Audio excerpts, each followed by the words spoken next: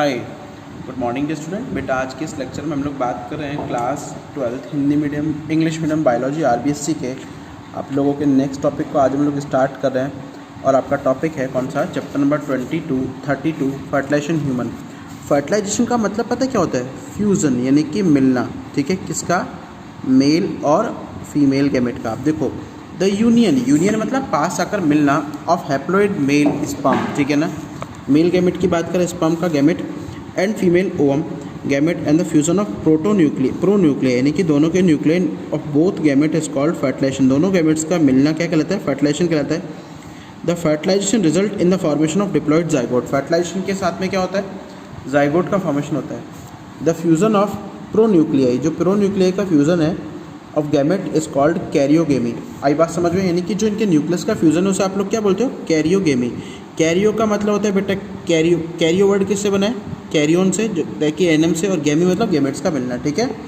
While mixing of two set of chromosome, जब आप दो सेट क्रोमोजोम्स के मिलाते ऑफ टू गैमेट्स, दोनों गैमेट्स के, is known as amphimixis. यानी कि गैमेट्स के दोनों सेट मिलते तो आप लोग क्या बोलते हैं? Amphimixis. As an other mammal, अगर हम लोग दूसरे मैमल्स की बात करें, फर्टिलाइजेशन इज इंटरनल। फर्टिलाइजेशन क्या है? इंटरनल है। ठीक है ना, in female human. Okay, generally it occur in the ampulla of fallopian tube. आई बात समझ में? ये याद रखने का है, कहाँ है? फेलोपियन ट्यूब के एम्पुला के अंदर होता है। अब बेसिकली टाइप की बात करें तो दो टाइप का आता है। एक्सटर्नल क्या होता है? जब मेल और फीमेल गैमेट का फ्यूजन जो है वो बॉडी के आउटसाइड हो। ठीक है ना, क्लियर है? The fertilization process is carried out in the aquatic medium. इसमें एक्वेटिक मीडियम यानी कि वाटर की रिक्वायरमेंट होती है। ठीक है, मोस्टली किस में होता है? फिश में होता है, आपके फ्रॉग में होगा, और इकाइनोडर्म्स के अंदर होता है, स्टारफिश वगैरह के अंदर होता है। इंटरनल क्या है? इंटरनल के अंदर आप लोग क्या है? फ्यूजन जो होता है मेल और गैमेट का, ये फीमेल जेनेटल डक्ट के अंदर या फिर फीमेल रिप्रोडक्टरी ट्रैक्ट के अंदर होगा। ठीक है ना, ओके। और generally near the ostium. It is found in the oviparous, सारे बर्ड में, प्रोटोथीरियंस में, ओविविपेरस यानी कि, और विविपेरस, ओके, इनके सब के अंदर पाया जाता है। क्लियर है? अब है आर्टिफिशियल इंसेमिनेशन, एआई में पता है क्या करते हो? बेसिकली एक एडवांस टेक्निक है। इसमें हम लोग क्या करते हैं? स्पर्म को कलेक्ट किया और फीमेल रिप्रोडक्टरी ट्रैक्ट में डाल दिया। The process of liberation of sperm, liberation होता है छोड़ना, ठीक है, by the male in the body of female for the fertilization. ठीक है ना, यानी रिलीज़ करना। लिबरेशन का मतलब होता है रिलीज़ करना स्पर्म का मेल के द्वारा फीमेल बॉडी के अंदर, वो क्या कहलाता है? इंसेमिनेशन कहलाता है। When sperms are collected artificially, देखो जब स्पर्म्स को आप आर्टिफिशियली कलेक्ट कर रहे हो, प्रिजर्व कर रहे हो, सेव करके रख रहे हो, कितने पर? लिक्विड नाइट्रोजन के ऊपर -196 डिग्री सेंटीग्रेड के ऊपर। ठीक है ना, प्रिजर्व एंड स्टोर्ड, प्रिजर्व करोगे, स्टोर करोगे, and fertilization is being done by the liberating.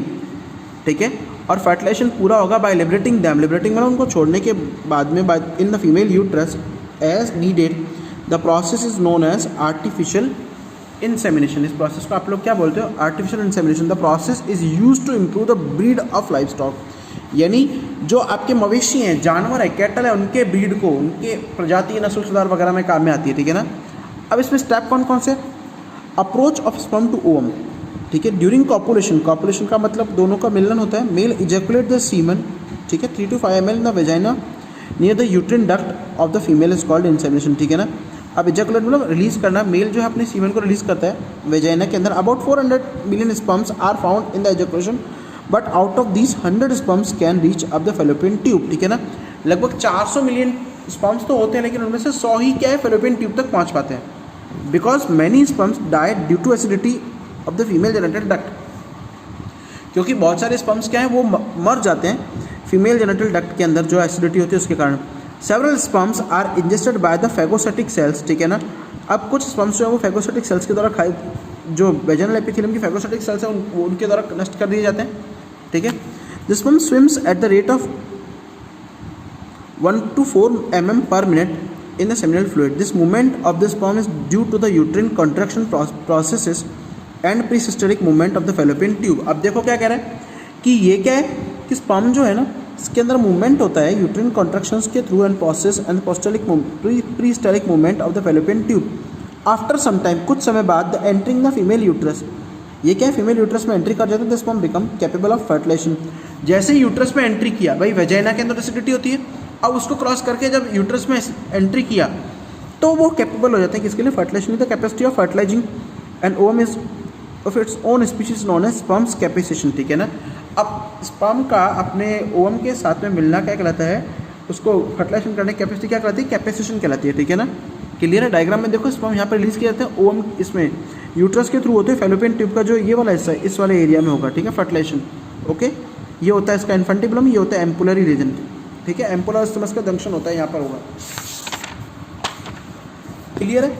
Second देखो क्या कह रहा है, हाँ, in this process the physiological maturation, ठीक है ना, physiological maturation of sperms occur in which due to activity of lysigenous enzyme sperms enter into ovum by the penetrating egg membrane. अब देखो क्या कह रहा है, इसमें फिजियोलॉजिकल मैचुरेशन होगा स्पर्म्स का अकर इन इसमें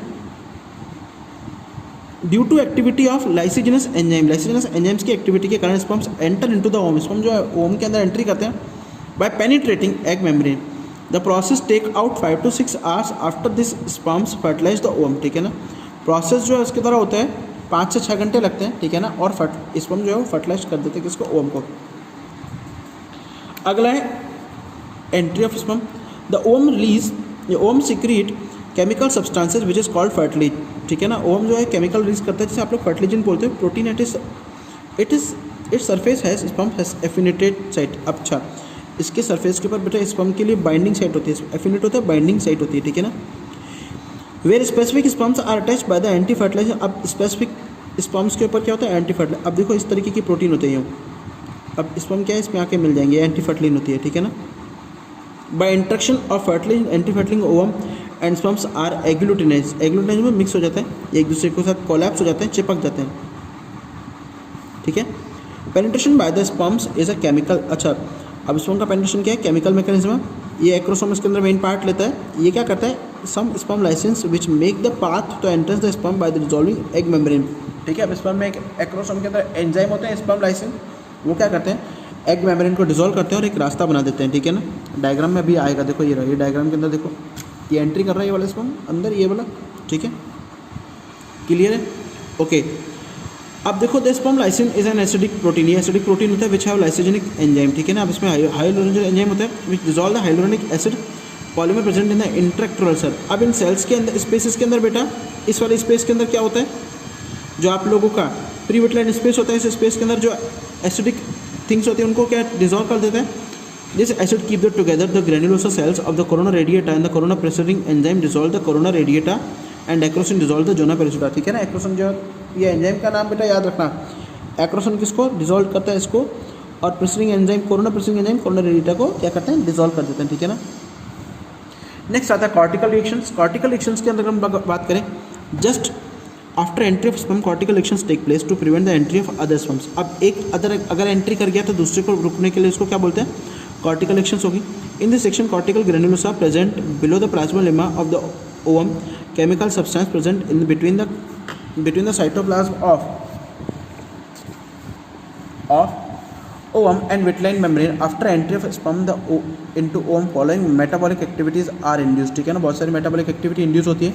The fertilization cone is formed on the surface of ovum, ठीक है ना। Wittlein membrane, अब देखो कौन कौन सी होती है भाई, fertilization cone बन जाएगा, ठीक है। Wittlein membrane जो है वो चेंज हो जाएगी, fertilization membrane के अंदर मूवमेंट होगा, found in the cytoplasm, cytoplasm के अंदर मूवमेंट होगा, permeability of plasma membrane increase, plasma membrane की परमेबिलिटी इंक्रीज होती है। The rate of protein synthesis increase, protein synthesis की रेट बढ़ जाती है, माइटोटिक डिवीजन स्टार्ट हो जाएंगे, ठीक है ना। फिर आता है फ्यूजन, लास्ट स्टेप है बेटा, fusion of pronuclei. Entry of sperm, sperm की जो एंट्री है act as stimulation as result second.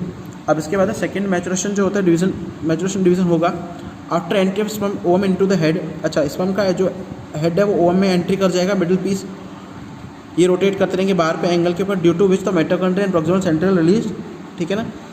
Middle piece reach forward the head, middle piece जो हेड की तरफ चला जाएगा, central carried out by the sperm and division divided into 2 parts and form the chromosomal spindle into the centre of activate cytoplasm, ठीक है ना। अब इसमें क्या होगा कि भाई हेड एंट्री कर गया, मिडिल पीस भी उसकी तरफ क्या कर जाएगा, एंट्री कर जाएगा, और क्रोमोसोमल स्पिंडल्स जो है वो उसको पुश कर देगा अंदर एंट्री करने के लिए, ठीक है ना। With the formation of second polar body. अच्छा, अब यहाँ पर सेकंड पोलर बॉडी बन जाएगा, the egg nucleus and female pronuclear becomes prepared, ठीक है ना। ये दोनों प्रिपेयर हो जाएंगे, फ्यूज हो जाएंगे दोनों एक दूसरे के साथ में। After following the sperm penetration put male pronuclear. अब देखो मेल प्रोन्यूक्लियर जो मूव करता है directly to the female pronucleus के अंदर मूव करेगा। सेवरल सर्कमस्टेंसेस लेस चेंजेस, ठीक है, बहुत सारे चेंजेस होंगे take place in this path of sperm. In such conditions the part of sperm is known as copulation path, ठीक है ना। सिग्निफिकेंस ऑफ फर्टिलाइजेशन की सिग्निफिकेंस क्या है? To stimulate the egg for the complete maturation. आई बात समझ में? ये क्या करता है? स्टिमुलेट करता है एग को कंप्लीट मैचुरेशन के लिए, ठीक है। Second activate ovum for the continuous mitotic division to develop a new organism, ठीक है ना। ये ओम को एक्टिवेट करता है कंटिन्यूस माइटोटिक डिवीजन के लिए to develop a new organism, ठीक है ना। It make the number of chromosome diploid in human, ठीक है, ह्यूमन के अंदर क्रोमोजोम नंबर को डिप्लॉयड बनाता है in zygote by fusion of haploid set of male chromosome. It make the egg metabolically more active, egg को बेटा active बना देगा। It join the characteristics of two parent and develop the variations, thus it also help in evolution, ठीक है ना। Sex chromosome of the sperms are X और Y by which also help in the, अच्छा अब देखो sex और chromosomes जो वो एक्स और वाई वो डिवाइड हो जाएंगे और किससे क्या हो जाएगा बेटा? नॉर्मली मेल और फीमेल गैमेट, मेल और फीमेल जो है वो फिर सेक्स का डिटर्मिनेशन हो जाएगा। फॉर्मेशन ऑफ फर्टिलाइजेशन मेम्ब्रेन बन जाएगी, ठीक है ना। और copulation path determine the axis of division, और कॉपुलेशन पाथ जो डिवीजन के एक्सिस को डिटरमाइन करेगा, ठीक है बेटा, क्लियर है? ये हो गया आपका चैप्टर कंप्लीट।